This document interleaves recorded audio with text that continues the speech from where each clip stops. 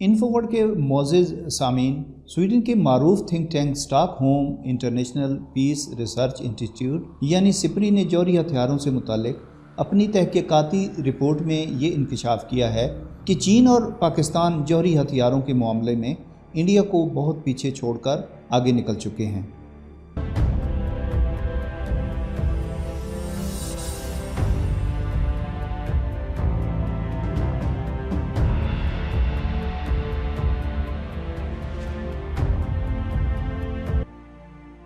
سپری کی سالانہ رپورٹ میں بتایا گیا ہے کہ 2021 کے آغاز میں جوہری صلاحیت کے حامل 9 ممالک امریکہ، روس، چین، برطانیہ، فرانس، اسرائیل، پاکستان، انڈیا اور شمالی کوریا کے پاس تقریباً 13,080 جوہری ہتھیار تھے۔ یہ ہتھیار اس تعداد سے کچھ کم ہیں جس کا اندازہ سپری نے 2020 کے آغاز میں لگایا تھا۔ ان میں سے 3,825 ایٹمی ہتھیار فوری طور پر کسی بھی قسم کی کارروائی کے لیے تیار ہیں۔ گزشتہ سال ان کی تعداد 3,720 تھی۔ ان 3,825 ہتھیاروں میں سے تقریباً 2,000 جوہری ہتھیار امریکہ اور روس کے پاس ہیں، جنہیں ہائی الرٹ موڈ میں رکھا گیا ہے۔ اسرائیل کے پاس تقریباً 90، شمالی کوریا کے پاس 50 جوہری ہتھیار ہیں۔ شمالی کوریا نے گزشتہ سال کے مقابلے میں تقریباً 10 نئے جوہری ہتھیار بنائے ہیں اور اس وقت اس کے پاس 40 سے 50 جوہری ہتھیار ہیں۔ چین سال کے مقابلے میں 30 نئے جوہری ہتھیار بنائے اور اب ان کے پاس تقریباً 350 جوہری ہتھیار موجود ہیں۔ سپری کی رپورٹ کے مطابق پاکستان نے گزشتہ سال کے مقابلے میں 5 نئے جوہری ہتھیار بنائے ہیں اور اب اس کے پاس تقریباً 165 جوہری ہتھیار موجود ہیں۔ اسی طرح انڈیا نے گزشتہ سال 6 نئے جوہری ہتھیار بنائے اور اب اس کے پاس 156 جوہری ہتھیار موجود ہیں، یعنی پاکستان کے پاس بھارت سے تقریباً 2 گنا جوہری ہتھیار موجود ہیں۔ سپری کی رپورٹ منظر عام پر آنے کے بعد یہ سوالات مسلسل پیدا ہو رہے ہیں کہ مختلف ممالک میں جوہری ہتھیاروں کی تعداد بڑھانے کا مقابلہ کیوں ہو رہا ہے اور اس کے کیا خطرات ہو سکتے ہیں۔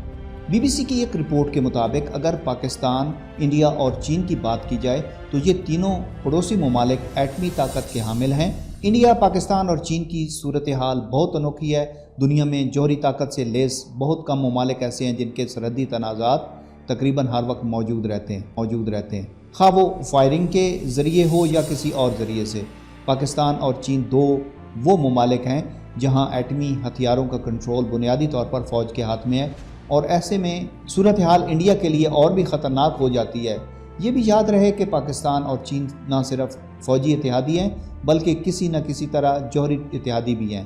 ایسی حساس صورتحال میں جوہری اسلحے میں تخفیف کی بات صرف ایک نظریاتی خواب ہی دکھائی دیتی ہے۔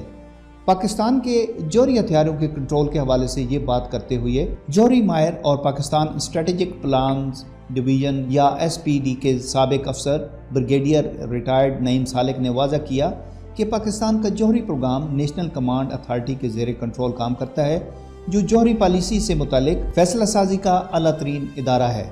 ان کا کہنا ہے کہ اس اتھارٹی کی سربراہی وزیر اعظم کرتے ہیں، جبکہ 4 فوجی افسران کے علاوہ 4 وفاقی وزیر اس کے ارکان میں شامل ہیں۔ ان ارکان میں سے ایک چیف آف آرمی سٹاف ہیں، لہذا فوج کے جوہری فیصلہ سازی پر اثر انداز ہونے کا کوئی امکان ہی پیدا نہیں ہوتا۔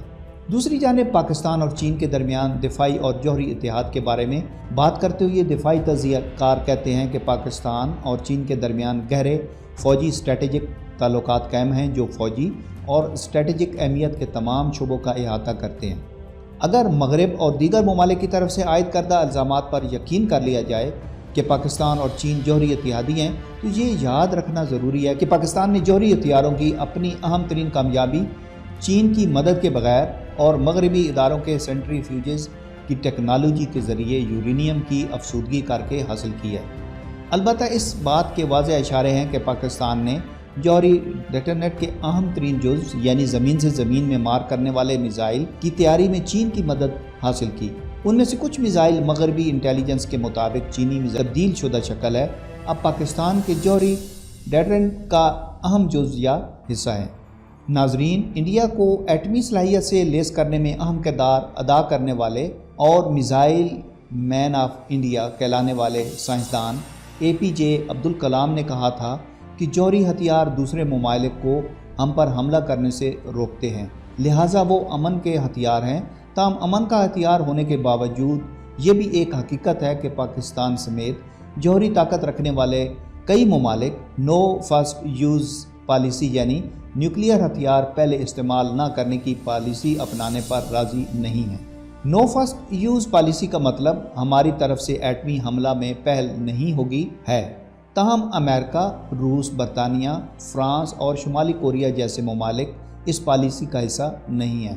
نو فرسٹ یوز کے بارے میں بی بی سی کے سوال پر بریگیڈیئر ریٹائرڈ نعیم سالک کا کہنا ہے کہ پاکستان نے واضح کیا ہے کہ جوہری ہتھیاروں کے استعمال میں پہل نہ کرنے کی پالیسی اسے قبول نہیں، کیونکہ یہ ڈیٹرننٹ انڈیا کی روایتی ہتھیاروں میں برتری کے مقابلے کے لیے بنایا گیا ہے۔ ان کا کہنا تھا کہ ہمیں انڈیا کی روایتی ہتھیاروں کی صورتحال میں تبدیلی کو مد نظر اور ملحوظ خاطر رکھنا ہوگا، لہٰذا جب انڈیا نے کولڈ اسٹارٹ ڈاکٹرائن متعارف کرایا تو ہمیں مختصر فاصلے پر مار کرنے والے میزائل اپنے دفاعی نظام میں شامل کرنا پڑے۔ انہوں نے کہا سپری کی رپورٹ ہر سال آتی ہے اور اس میں بہت زیادہ فرق نہیں ہوتا۔ بعض اوقات کسی ملک کے پاس اسلحہ زیادہ ہوتا ہے اور کسی کے پاس کم، لیکن ایٹم بموں کی تعداد زیادہ سے کوئی فرق نہیں پڑتا، کیونکہ تباہی کے لیے ایک ایٹم بم ہی کافی ہے، لہٰذا تعداد سے زیادہ فرق نہیں پڑتا۔ ناظرین کرام، میں امید کرتا ہوں کہ آپ کو اس ویڈیو کے ذریعے انتہائی اہم معلومات پہنچی ہوں گی۔ آپ اس ویڈیو کو اپنے دوسرے دوستوں تک شیئر کر دیں، ویڈیو کو لائک بھی کریں۔ اگر آپ نے ابھی تک اس چینل کو سبسکرائب نہیں کیا تو سبسکرائب بٹن پر کلک کرنے کے علاوہ بیل آئیکن پر ضرور کلک کر دیں تاکہ اس طرح کی اور انفارمیٹیو ویڈیوز سب سے پہلے آپ تک پہنچتی رہیں۔